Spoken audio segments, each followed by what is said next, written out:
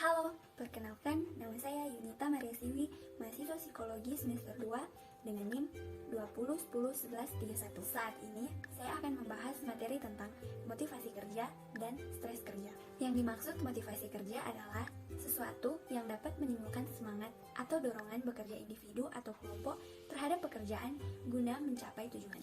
Motivasi kerja pegawai adalah kondisi yang membuat pegawai mempunyai kemauan atau kebutuhan untuk mencapai tujuan tertentu melalui pelaksanaan suatu tugas.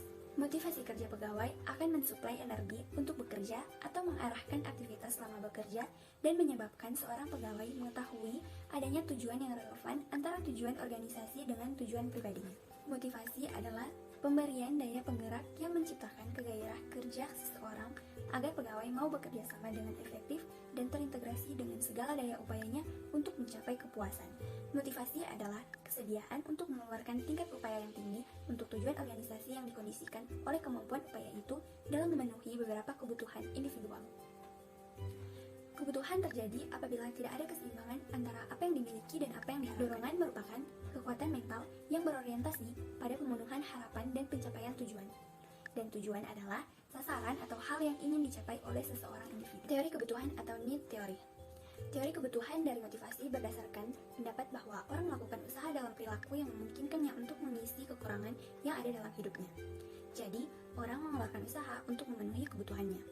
Teori hierarki kebutuhan dari seorang filsuf yaitu Maslow 1943. Maslow adalah seorang psikolog klinis. Berdasarkan pengalamannya dalam praktik kliniknya, ia menyatakan bahwa orang mempunyai 5 kebutuhan yang umum. Menurut Maslow, individu dimotivasi oleh kebutuhan yang belum dipuaskan, yang paling rendah, paling dasar dalam tata tingkat. Setiap kebutuhan yang dipuaskan, kebutuhan itu berhenti memotivasi perilaku dan kebutuhan berikutnya dalam hierarki tersebut menjadi kebutuhan yang berikut ini akan diuraikan kelima hierarki kebutuhan Maslow. 1.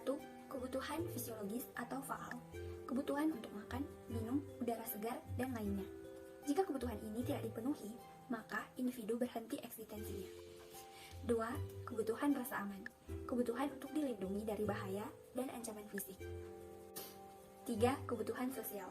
Kebutuhan untuk menjadi teman dan diterima orang lain, cinta kasih, dan rasa memiliki. 4. Kebutuhan harga diri.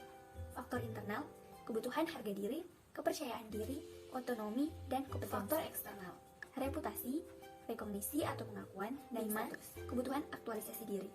Kreativitas, merealisasikan potensi secara penuh, kebutuhan, dan kebebasan dalam melaksanakan tugas. Faktor-faktor yang mempengaruhi motivasi kerja. Menurut sebagian faktor yang mempengaruhi motivasi kerja, seseorang dapat diketahui berdasarkan karakteristik dari individu yang bersifat khas yang terdiri dari 7 faktor. Yang pertama, karakteristik biografi yang meliputi usia, jenis kelamin, status perkawinan, jumlah tanggungan, dan masa kerja.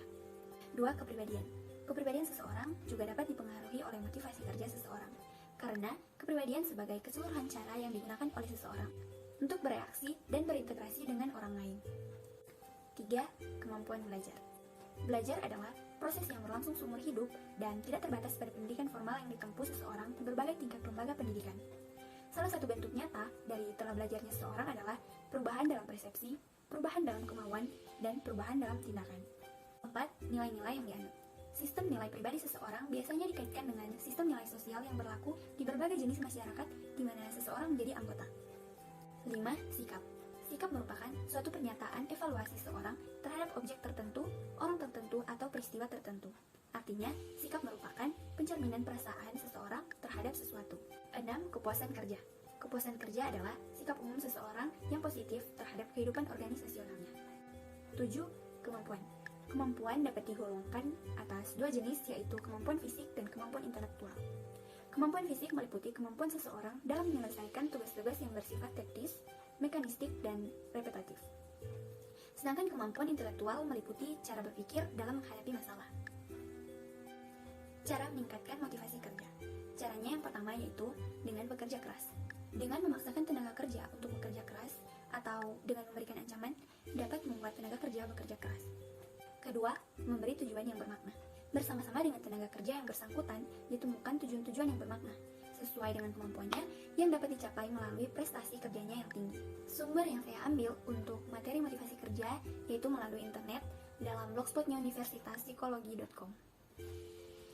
Kita masuk pada materi yang kedua, yaitu stres kerja. Definisi stres kerja. Stres merupakan kondisi ketegangan yang berpengaruh terhadap emosi, jalan pikiran, dan kondisi fisik seseorang akibat individu yang tidak mampu menyesuaikan diri dengan lingkungan. Menurut pendapat lain, stres kerja adalah tanggapan atau proses internal atau eksternal yang mencapai tingkat ketegangan fisik dan psikologis sampai pada batas atau melebihi batas kemampuan pegawai. Stres kerja apabila dikelola dengan sangat baik dapat meningkatkan intensitas kerja. Sedangkan apabila tidak dikelola dengan baik, stres kerja akan menimbulkan permasalahan yang berdampak negatif bagi individu dan perusahaan. Berikut adalah beberapa teori mengenai stres kerja dari beberapa ahli yang sempat saya tangkap dalam pembelajaran di kelas Psikologi Industri Organisasi yang dipaparkan oleh dosen saya, Ardani 2007.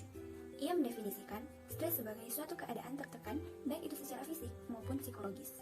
Menurut Richard 2010, stres adalah suatu proses yang menilai suatu peristiwa sebagai sesuatu yang mengancam ataupun membahayakan. Dan individu merespon peristiwa itu pada level fisiologis, emosional, kognitif, dan perilaku. Stres kerja merupakan beban kerja yang berlebihan, perasaan susah, dan ketegangan emosional yang menghambat performance individu. Faktor-faktor yang mempengaruhi stres kerja.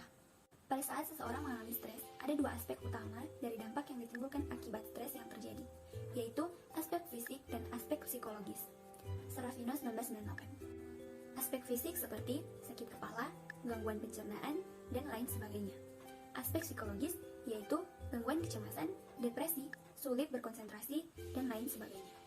Cox dalam Gibson 1996 membagi 4 jenis konsekuensi yang dapat ditimbulkan stres, yaitu psikologis, cemas, agresi, kebosanan, depresi, kelelahan, mental, kekecewaan, dan harga diri rendah.